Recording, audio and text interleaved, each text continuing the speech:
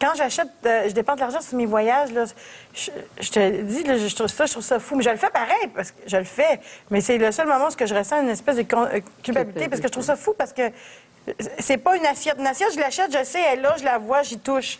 Mais un voyage, tu reviens... tangible. C'est ça. Parce que tu fais des voyages de luxe. Qu'est-ce qui te fatigue tant dans tes voyages? Ben, c'est ça. J'ai la misère, mettons, à dire... Je le fais pareil, là. Ben, je vais payer mon 5 étoiles au lieu d'aller dans une affaire moins chère. Je le fais, mais là, je le vis, la culpabilité, parce que je dis, moyen, ça n'a pas de bon sens de dépenser l'argent de main sur un voyage. Puis, tu sais... Parce que tu aimes le luxe en voyage? Oui. Oui. Ben oui, mais comment tu peux aller, toi, ailleurs que d'un 5 étoiles? Mais en même temps, si tu dis j'aime le luxe, je l'assume, elle n'aura plus de culpabilité. Parce que tu fais pas mal à personne à quelque part. Là. Mais je l'ai pareil. Mais ça m'empêche pas de dépenser cet argent-là.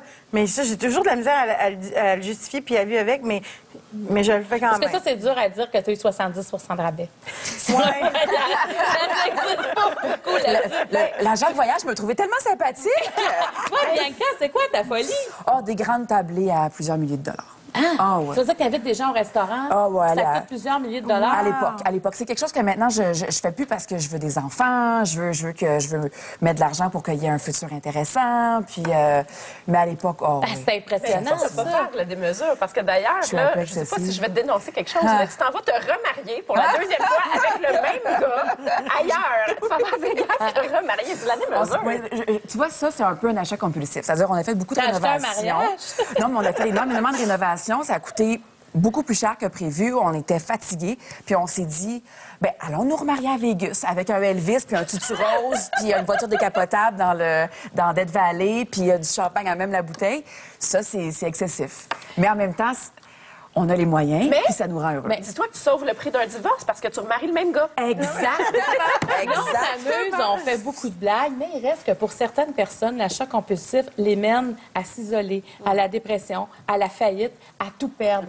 Qu'est-ce qu'on peut faire? Tu sais, quand on sent que la carte de crédit, on ne peut plus la payer, puis on commence à en prendre une autre, tu sais, il y a comme un service. Est-ce qu'il y a des solutions? Bien, moi, à ma clientèle, moi, ce que je leur dis à ce moment-là, c'est d'utiliser l'ABC de l'achat. Hein? ABC de l'achat, c'est-à-dire, avant d'acheter, je me demande, est-ce que j'ai l'argent pour payer? A. OK.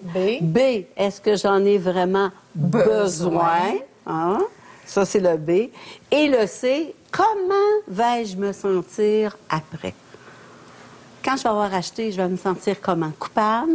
Gênée, timide? Je vais faire du déni sur les achats? Donc, à ce moment-là, si j'évite en faisant l'ABC, bien, je peux prendre l'article et puis le laisser là au lieu de partir faire on se donne 24 heures ou on regarde 24 heures, notre compte de carte de crédit. Alors, Diane Borgian, on peut lire l'amour toxique de la codépendance à l'amour de soi parce que c'est une dépendance. Oui, absolument. La dépendance aux achats. Oui. C'est très intéressant parce qu'on ne penserait pas que c'est aussi pire que d'autres formes de dépendance, mais ça peut avoir les mêmes effets à long terme. Merci d'être là. Merci. Merci beaucoup, Nadja. Et longue vie à ta carrière. Et bonne fête encore. C'est le fun que tu sois venue la journée de ta mère. Bianca, tu restes avec nous, toi? Oui, je veux juste dire avant, là, pour être sûr qu'on ne l'oublie pas tantôt, qu'elle est dans Destinée. Elle est toujours aussi magnifique. Le mardi, 21h. Toujours aussi gentille. Toujours aussi belle. T'es fine. C'est les petites crèmes, Mais oui, c'est ça, les petites crèmes qui vont nous faire faillir. À 70%.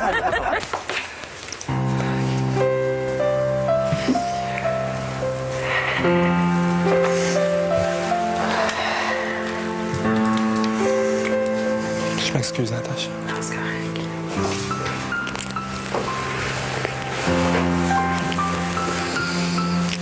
C'est ça. Merci. Je pense que je shake. Félicitations. Merci.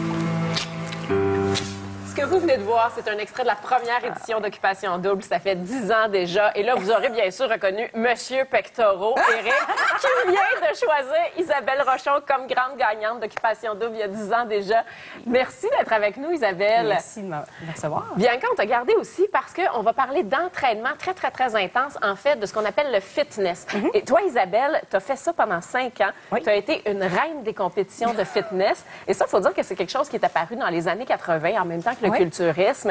Et il y a des femmes qui trouvaient que c'était peut-être un petit peu trop musculaire, le culturisme. Donc, le fitness a été développé. Oui. Est-ce que tu peux nous expliquer c'est quoi la différence d'abord entre les deux? Oui, ben en fait, moi, j'étais une de celles qui disait, qui voyait les filles dans les revues, dans les compétitions, et je me disais, ça se peut pas vouloir avoir l'air de ça. Je pouvais pas concevoir.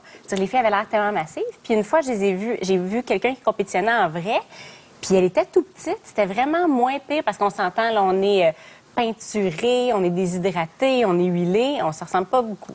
Dans les années 80, il y a eu du culturisme. On a vu beaucoup de culturisme avec Arnold et tout ça, et les femmes qui étaient immenses. Arnold Schwarzenegger, là. Oui. Et là, ça a commencé, et Hulk, Lou Ferrigno, à l'époque. Et ça a commencé à perdre la popularité parce que justement, les femmes ne voulaient pas être aussi massives.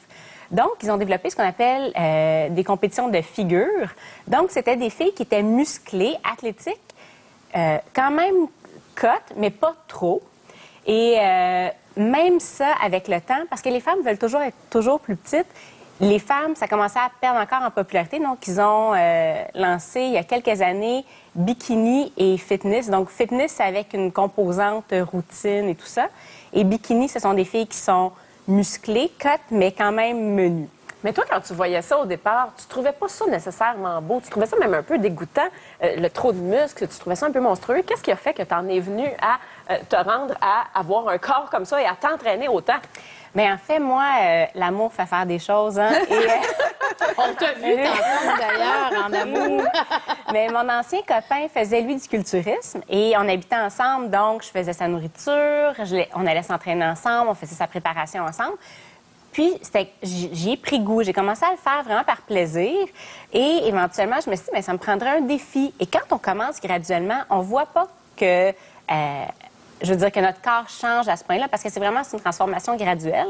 Puis éventuellement, on voit dans ces corps-là l'effort qui est mis et non seulement le rendu. Alors, je peux te dire, moi, je vois ton corps et l'effort me fait mal à moi-même. Je veux dire, il y en a eu là-dedans des bains au sel d'Epsom parce que j'étais tellement raquée que j'étais prête à marcher le lendemain. C'était quoi ton entraînement? Il y a l'entraînement qu'on appelle hors saison et en préparation de compétition. Donc, hors saison, je m'entraînais peut-être 5 à 7 fois semaine. En musculation, je fais également du yoga, du pilates parce que, bon, moi, j'ai fait beaucoup de ballet, je veux rester souple, je voulais quand même rester féminine, puis je pense que ça amène ça. Et en compétition, bien, à ça, on ajoute le cardio, donc 1 heure de jogging, de la musculation sur 2 fois par jour. Donc, je m'entraînais 3 fois par jour. Moi, ça m'a frappé là, quand je voyais parce que tu as déjà donné des entrevues là-dessus, et quand je voyais que tu te levais à 4h30 le matin. Parce qu'il faut dire aussi que tu as un travail très exigeant. Tu travailles en marketing dans une firme qui fait du développement web, donc tu as une grosse job. Tu te levais à 4h30 le matin pour aller t'entraîner le matin. Tu retournais t'entraîner sur l'heure du lunch, et le soir, après ta journée de travail, tu retournais t'entraîner. Donc, c'est quelque chose, là. C'est pas tout le monde qui peut suivre ça. Je me suis levée à 4h30 ce matin. Je me lève encore tôt pour aller m'entraîner parce que j'aime ça. Puis il n'y a pas beaucoup de monde au Isabelle, gym. attends, qu'est-ce qui te motivait tant que ça? Tu sais, se lever à 4h30 pour n'importe qui, c'est difficile. Là. Mais pour aller s'entraîner... En fait, c'était plus une question de logistique où j'ai un emploi où je sais à quelle heure j'arrive au bureau, mais je ne sais jamais à quelle heure je pars. Donc, je voulais pas me retrouver dans une situation où je pars du bureau à 10h le soir puis il fallait que j'aille m'entraîner. Je veux dire, la motivation de l'entraînement pur, là, elle vient d'où? Je sais pas. J'ai toujours été quelqu'un qui a beaucoup de drive. Donc, je pense que ça venait... Et je suis quelqu'un, je veux dire, j'ai été élevée catholique, donc il y a la culpabilité qui embarque là-dedans, j'imagine. Ou la journée où je sautais un entraînement, j'avais l'impression que je trichais ou que j'avais pas nécessairement le meilleur de moi-même. Oui. Mais d'ailleurs, toi, Bianca, pendant 4 ans, tu t'entraînais 7 jours sur 7, 1h30 chaque fois. À quel moment tu as réalisé que c'était peut-être trop? Ben, c'est parce que c'était devenu ma nouvelle définition de la beauté à un certain moment, c'est-à-dire une fermeté, des muscles découpés. Puis aussi, je suis embarquée dans cette espèce de relation judéo-chrétienne que je sautais une journée, je me sentais mal. À 6 jours sur 7, tu paniquais, là? Oui, je paniquais. Puis, juste à un moment donné, j'ai rencontré mon mari, puis je trouvais ça dommage dans une relation où, évidemment, ben, un verre de vin compte les calories. Après ça, ben, les repas, ben, ça devient complexe. La vie sociale, ça devient complexe. Le restaurant devient complexe. Puis j'avais juste plus de plaisir. Puis ben, j'ai juste mis ça de côté. Puis je me suis mis des limites parce que je suis extrêmement obsessive. Donc moi, je dépasse jamais 3 fois semaine. Jamais. Puis c'est la limite. Puis mon corps réagit très bien à ça. Moi, ça m'a complètement dépassé de savoir qu'à un moment donné, tu as fait un essayage après ton voyage en Italie et il y a quelqu'un qui t'a dit, ben là, on va faire quoi avec ton poids? Tu as pris trop de poids en Italie. Ça m'a complètement dépassé. Et... Je rentrais plus dans les costumes du personnage. On avait commencé à tourner, il y avait eu 1 an de break. Puis lorsqu'on a continué à tourner, ben j'avais profité de la vie, j'avais arrêté de m'entraîner. Puis il y avait un bon 10 livres de différence, le bouton fermait plus. Fait que elle me dit, est-ce que tu le perds ou tu le gardes? Puis j'ai dit, je vais le perdre. Fait que tout de suite après l'essayage, je suis allée au gym, puis je pédalais. Puis là, les voix me disaient, t'as abusé. Puis à un moment donné, j'ai réalisé que c'était pas ça du tout. C'est elle, la costumière, qui devait changer sa mentalité, pas moi. Oui, parce que toi, tu avais eu du plaisir. Moi, j'avais eu du plaisir. Pendant cette année-là. Donc, je l'ai appelée, puis j'ai dit, ben écoute, le pantalon, non, je pense que tu vas devoir retourner magasiner. Puis elle m'a nommé toutes les actrices qui étaient une taille inférieure, qui auraient pu le porter. Ah, parfait, je pourrais donner à elle. C'est extrêmement blessant, mais on est dans une industrie superficielle par moment. Quelle manipulation! Mais on se le cachera pas qu'on est dans une industrie superficielle. Oui, t'as raison. Moi, tout à fait. L'entraînement, ça m'a amené à décrocher d'un chiffre. Parce que moi, dans ma tête, je suis bien à tel poids. Et maintenant, c'est plus comme ça parce que je sais que un poids peut avoir l'air de toutes sortes de choses. Ah oui, ça, c'est vrai. Donc ça m'a amené à décrocher parce que, je veux dire, en compétition, je pesais 102 livres. Honnêtement, en vrai, j'avais l'air malade. Là, on va dire que tu mesures 5 pieds 4. Oui. Donc, je n'étais pas très massive. Mais il y a des fois à 115, 116, 117 où j'ai l'air plus mince qu'à 113 alors que je m'entraînais pas puis je faisais juste pas manger. Bien, ton alimentation, justement. Oui. Pendant très longtemps, toi, ton menu, c'était que ce que je vais nommer, là, du poulet, du tilapia, des brocolis et des blancs d'œufs. Oui. Socialement, comment tu faisais pour vivre? On n'a pas de vie sociale. Et c'est souvent ce qui fait qu'on se tient avec des gens dans le milieu qui font la même chose. Et je pense que c'est pour ça, parce que c'est difficile. Donc, on trouve des gens qui vont faire des activités comme, je veux dire, une date, j'allais prendre un thé. Mais est-ce Mais que ton c'est corps dur devait de... avoir des carences, excuse-moi. Ton corps devait avoir des carences terribles. Oui, bien en fait, je pense, c'est une des raisons pour laquelle j'ai arrêté, parce que je demandais, je pense, beaucoup à mon corps. Si je mangeais peut-être pendant 12 semaines avant une compétition, mais quand on fait ça 3, 4 compétitions par année, je veux dire, il y a comme 2 mois où j'ai le droit de manger ce que je veux. Et la dernière compétition que j'ai faite, mon corps a complètement arrêté de réagir et mon entraîneur m'a dit, écoute Isabelle, peut-être que tu devrais te reposer. Et maintenant, j'ai une vision beaucoup plus santé globale, donc bien manger, m'entraîner, mais le faire parce que j'aime ça. Je me lève à 4h30 parce que foncièrement, j'aime ça aller au gym. Mais une compétition, c'est combien de temps, là? Tu sais, t'étais combien de temps sur la scène?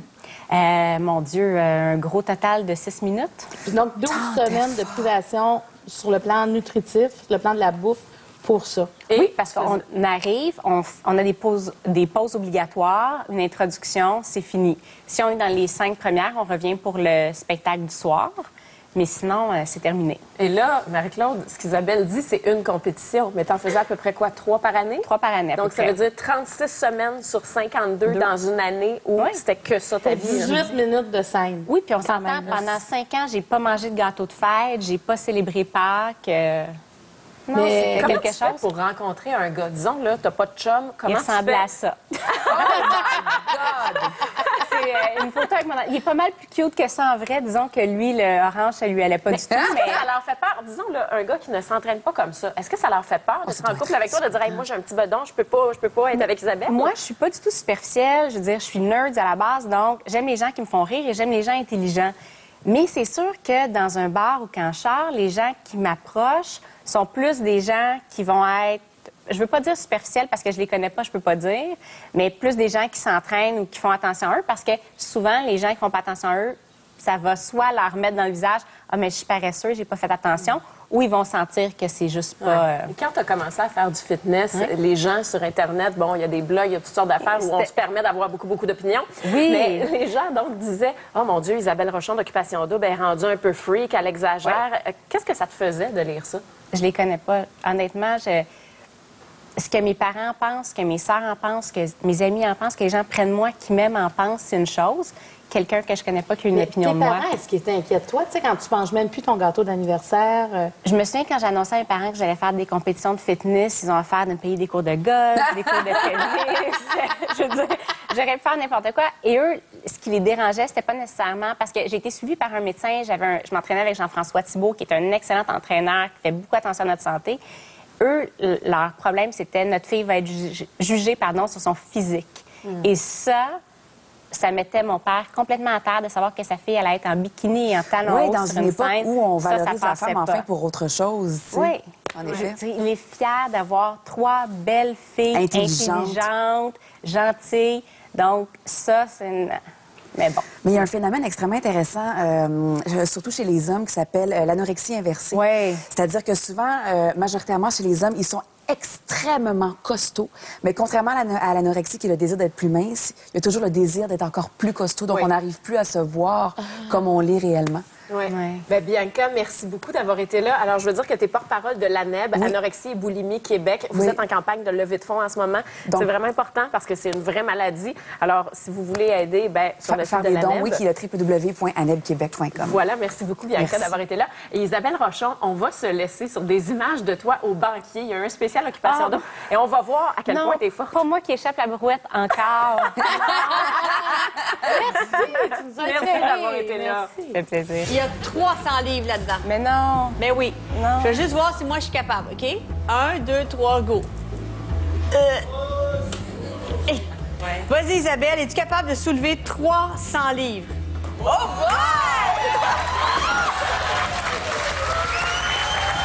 C'est une émission très agréable aujourd'hui. Puis moi, j'ai été vraiment frappée par Isabelle Rochon, qui fait du fitness. Hey, moi, je pense que c'est la première fois que je parle à quelqu'un qui fait du fitness. Ben moi aussi, c'est J'ai appris fascinant. plein d'affaires. Écoute, on buvait ses paroles, les deux, on la regardait, puis on voit, parle, donne-nous-en. Puis écoute, moi, je n'en reviens pas, là. Je vais vous parler des prix. Combien ça lui coûte à cette fille-là? Là, elle ne fait plus de compétition maintenant, mais quand même, elle met beaucoup d'argent là-dedans. Donc, c'est 90 chaque fois qu'elle voit son entraîneur. Préparer un concours, là, le suivi de la diète, les modifications à l'entraînement, tout ça, c'est 1 000 à chaque concours. Elle en fait 3 par année. Elle en faisait 3 par année. Ouais, c'est ça. Un maillot. Au début, quand on commence à faire du fitness, tu sais, les fameux costumes de bain avec le cristal Mais Swarovski. ils peuvent pas se baigner avec parce qu'ils peuvent pas les laver. Non, non. Hein? Puis tu le portes juste une fois, après, Ouais, c'est fini. ouais. Au début, c'est 800 un maillot. À la fin, ça lui coûtait 3 500 par maillot, 6 maillots par année. Le jour du concours, 500 de maquillage, d'autobronzant. Pour 6 minutes. Hein? Oui, Faut que oui. tu le Puis publies. écoute, sa nourriture à Isabelle, ça lui coûte encore 200 par semaine parce qu'elle ne mange que... quand même beaucoup. Quand elle va au restaurant, Hey! comme elle mange quand même ce qu'il y a dans son Tupperware. Elle emmène son Tupperware avec son tilapia, son poulet, son brocoli, son bleu d'œuf, puis elle se lève pour aller manger en cachette dans la salle de bain pour pas se faire mettre dehors du restaurant. Ça, c'est disons qu'elle est obligée d'aller au restaurant parce que c'est la fête d'un ami, quelque Puis elle chose prend comme un ça. Perrier. Mais après, Ouais. en fait, c'est comme ça qu'elle mangeait avant. C'est ça, elle commandait son Mais Perrier. tu sais, moi, ma question reste encore, qu'est-ce qui peut nous motiver pour en faire autant, mais pour son propre corps? Tu sais, à quelque part, c'est pour soi qu'on fait ça, mais s'astreindre, se priver, se faire mal, hein, parce qu'elle a eu des problèmes physiques, elle a eu des problèmes aussi au niveau de l'alimentation, elle a dû arrêter. Mais moi, j'ai un peu de misère quand même à comprendre ça. Moi, j'aurais peur de devenir malade. J'aurais peur d'en faire vraiment une obsession puis que ma vie déraille complètement. Je serais pas capable de faire ce qu'elle fait. Donc, c'était vraiment